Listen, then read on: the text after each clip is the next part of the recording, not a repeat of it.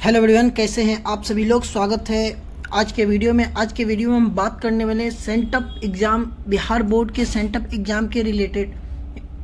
ठीक है, तो आज का वीडियो मेनली सेंटअप एग्ज़ाम के बारे में रहेगा। इसमें हम सेंटअप एग्ज़ाम 2024 जो कि 2025 बोर्ड के लिए होने वाली है, ठीक है, उसके बारे में हम A to Z जानकारी देंगे, चाहे फिर वो मैट्रिक के लिए हो या इंटर के लिए हो। ठीक है, तो आप सभी लोगों में से बहुत से बच्चे ऐसे होंगे मैट्रिक में जो होंगे वो पहली बार मैट्रिक दे रहे होंगे। ठीक है, उनके नहीं भैया होंगे नहीं दीदी होंगी, तो उनको इस बारे में बिल्कुल भी पता नहीं होगा कि सेंटअप एग्जाम क्या होता है। तो हम यह वीडियो मेनली उन्हीं लोगों के लिए बना रहे हैं जिनको बिल्कुल भी नहीं पता है कि सेंटअप एग्जामिनेशन क्या होता है, और साथ ही हम इसके साथ ही जो बिहार बोर्ड द्वारा जारी किया गया नोटिफिकेशन है उसको भी आपको दिखलाएंगे और बताएंगे कि उसका सब्जेक्ट वाइज किस दिन कौन से विषय का एग्ज़ाम है। ठीक है, तो हम सबसे पहले बात करते हैं कि सेंटअप एग्जामिनेशन क्या होता है। ठीक है, तो सेंटअप एग्जामिनेशन जो होता है उसी बोर्ड के द्वारा भी, यानी हर बोर्ड के द्वारा एग्ज़ाम लिया जाता है, लेकिन हम मेनली यहाँ बात करने वाले हैं बिहार बोर्ड के द्वारा, बिहार बोर्ड सेंटअप एग्जामिनेशन के बारे में। तो सेंटअप एग्जामिनेशन जो होता है एक तरह का ट्रायल होता है। क्या होता है? ट्रायल होता है कि आप जो एग्ज़ाम देने जा रहे हैं उसमें आपका कैसा चल रहा है प्रिपरेशन। ठीक है, आपके प्रिपरेशन कैसे चल रहे हैं, आप कैसा परफॉर्म कर पाएंगे। ठीक है, और कुल मिलाकर यह आपको देखना चाहता है कि कहीं आप एग्जामिनेशन में फेल ना हो जाए, तो इसीलिए सेंटअप एग्जामिनेशन होता है। ठीक है, इसीलिए सेंटअप एग्जाम होता है कि आप लोगों का प्रश्न है कि पैटर्न क्या होगा। तो सेंटअप एग्जामिनेशन का पैटर्न जो है वह बिल्कुल वही पैटर्न होगा जो आपके बोर्ड एग्जामिनेशन में आएगा। तो इसमें कंफ्यूजन यह होगा कि 100 मार्क्स के ऑब्जेक्टिव पूछे जाएंगे, उसमें 50% बनाना होगा, या 60 पूछे जाएंगे उसमें से 50 बनाना होगा। ठीक है, तो इस सभी का जानकारी आपको सेंटअप एग्जाम में मिल जाएगा। ठीक है, यानी कि आपका यह ट्रायल एग्जाम है, इसमें आपका क्या होगा बताया जाएगा कि आपके बोर्ड एग्जामिनेशन में ऐसे प्रश्न आएंगे।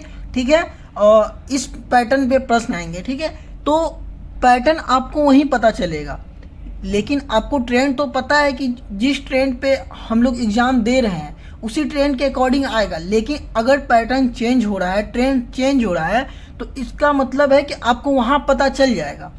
आपको यह दुविधा में नहीं रहिएगा कि बहुत लोग बोल रहे हैं कि 50% बनाना है, बहुत लोग बोल रहे हैं कि 60 में 50 बनाना है। तो बिहार बोर्ड आपको क्लियर कर देगी जिस दिन सेंटअप एग्जामिनेशन होगा उसी दिन कि आपके बोर्ड एग्जामिनेशन में, यानी कि क्लास बोर्ड एग्जामिनेशन में, चाहे वो मैट्रिक का हो या इंटर का हो, वो कैसा प्रश्न पूछेगी। ठीक है, अब दूसरा प्रश्न है कि इसमें अगर पास होना जरूरी है, तो जी हाँ बिल्कुल ज़रूरी है। लेकिन जो बच्चा इंटर के हैं, ठीक है, वो अपने गांव से दूर चले गए हैं, ठीक है, पटना में कहीं और एडमिशन ले लिए हैं, तो उनके लिए पास होना ज़रूरी हो जाता है। लेकिन जो बच्चे एग्ज़ाम अपने गांव में ही हैं तो उनके लिए ठीक है, एग्ज़ाम में बैठ गए, अटेंडेंस हो गया, क्वेश्चन आंसर शीट भर के आ गए, इतना काफ़ी है। लेकिन जो बच्चे अपने गांव से दूर हैं, ठीक है, उनके लिए एक थोड़ा जिम्मेवारी का काम हो जाता है कि आप इसमें पास ज़रूर से ज़रूर हों। ठीक है, क्योंकि आपका एग्ज़ाम होने वाला है, तो साफ सीधी बात है कि आपको तो ये छोटा मतलब एक तरह का आप प्री बोर्ड दे रहे हैं। ठीक है, तो उसमें मतलब बोर्ड से पहले का एग्ज़ाम दे रहे हैं, तो उसमें तो पास होना, इसमें कोई पूछने वाली बात नहीं है, क्योंकि आप लोग मैट्रिक का एग्ज़ाम दे रहे हैं तो पास तो हो ही जाइएगा। ठीक है, एकदम टेंशन लेने का बिल्कुल ज़रूरत नहीं है। और रहा बात कि अगर फेल हो गए तो आपको फेल नहीं किया जाएगा। जहाँ तक है आज तक कोई भी, ज़्यादातर स्टूडेंट जो सेंटअप एग्जामिनेशन में बैठे हैं उसको फेल नहीं किया जाता है, जब तक कि आपका दुश्मनी टीचर से ना हो। ठीक है, चलिए अगला, अगर नहीं दे पाए तो आप 100% श्योर रहिए कि देने ही जाना है। ठीक है, एग्ज़ाम देने जाना है। अगर मान लीजिए कोई मेडिकल कंडीशन हो गया तो उस विषय में आप अपने प्रधानाध्यापक से जाके क्या कीजिए, संपर्क कीजिए और बताइए ये प्रॉब्लम था हमको इसलिए। इसका बेनिफिट क्या होगा, तो जैसे कि हम बता दिए हैं कि इसके बेनिफिट स्वरूप आपको पता चल जाएगा कि आपका एग्जामिनेशन कैसा चल रहा है, ठीक है। इसके अलावा भी आपको यह पता चल जाएगा कि इस बार जो आप एग्ज़ाम देंगे बोर्ड में उसका पैटर्न क्या रहने वाला है, ठीक है, पैटर्न क्या रहने वाला है, और आपका जो भी पैटर्न रहेगा उसके अकॉर्डिंग आप तैयारी कीजिएगा, ठीक है। और आपको अपना औकात पता चल जाएगा कि आप कितने तैयारी कर चुके हैं, ठीक है। अब बात करते हैं कि तैयारी कहाँ से करें। तो आप लोग 7-8 महीने से तैयारी कर रहे हैं, ठीक है, तो टेंशन लेने का बिल्कुल भी बात नहीं है। आप लोग 7-8 महीने से तैयारी कर रहे हैं, इसका मतलब है कि आप लोग सिर्फ जाइए और मतलब एनसीईआरटी पढ़िए और नोट्स पढ़िए, यही इसी से आपको तैयारी करना है। अगर आपको साइंस का तैयारी करना है तो उसका हम ऑब्जेक्टिव सेक्शन का पूरा वीडियो बना चुके हैं, आप देख लीजिए। तो दोस्तों यह वीडियो थोड़ा लंबा हो जाएगा, ठीक है, तो आपको एकदम बने रहना है। और आपको हम एकदम डिटेल में बता चुके हैं कि सेंटअप एग्जामिनेशन होता क्या है, पैटर्न क्या होगा, बाकी वगैरह वगैरह, ठीक है। तो सबसे पहले हम मैट्रिक परीक्षा के नोटिफिकेशन की बात कर लेते हैं, ठीक है। उसके बाद हम इंटर की बात करेंगे। जो मैट्रिक का देखना चाहते हैं मैट्रिक का देखें, और जो इंटर का देखना चाहते हैं डायरेक्ट इंटर पे चले जाएं, ठीक है। चलिए, तो यह जो है बिहार बोर्ड द्वारा जारी किया गया है, बिहार बोर्ड द्वारा जारी किया गया है। और अब देखिए हम इसको पढ़ते हैं। मैट्रिक वार्षिक परीक्षा, मैट्रिक वार्षिक परीक्षा 2025 के लिए सैद्धांतिक विषयों के सेंटअप परीक्षा जो है वह कब से स्टार्ट होने वाली है, 19/11/2024 यानी 19 नवंबर 2024 से 22 नवंबर 2024 के बीच आयोजित की जाएगी, ठीक है। अब कार्यक्रम निम्नवत है, कार्यक्रम क्या है, निम्नवत है। चलिए कार्यक्रम देख लें। क्या है कार्यक्रम में कि program of secondary sentup examination 2024 for annual examination 2025, ठीक है। ये सेंटअप एग्जामिनेशन जो है आप लोगों को भी पता है कि 2024 में होने वाला, लेकिन एग्जामिनेशन इसका जो होगा 2025 में फरवरी में होगी, ठीक है। तो देखिए परीक्षा तिथि क्या है, सबसे पहले परीक्षा तिथि मंगलवार को 19 नवंबर 2024, ठीक है, 19 नवंबर 2024 को हिंदी, बंगला, उर्दू, मैथिली यानी कि जिसकी जो मातृभाषा है, ठीक है, हिंदी वालों के लिए हिंदी और बंगला वालों के लिए बंगला। तो सबसे पहले मातृभाषा होगा प्रथम पाली में, और द्वितीय पाली में क्या होगा, द्वितीय भारतीय भाषा, ठीक है। जनरली लोग संस्कृत लिया करते हैं, और लेकिन आप जो भी द्वितीय मातृभाषा में लिए होंगे, भोजपुरी, अरबी, फारसी, मुस्लिम जो है क्या कहते ले लेते हैं, अरबी ले लेते हैं, और द्वितीय मातृभाषा में जनरली देखा जाता है कि मुस्लिम लोग हिंदी लेते हैं, ठीक है। तो आप देख सकते हैं। तो प्रथम पाली जो होगी 9:30 बजे से लेके 12:45 तक होगी, ठीक है।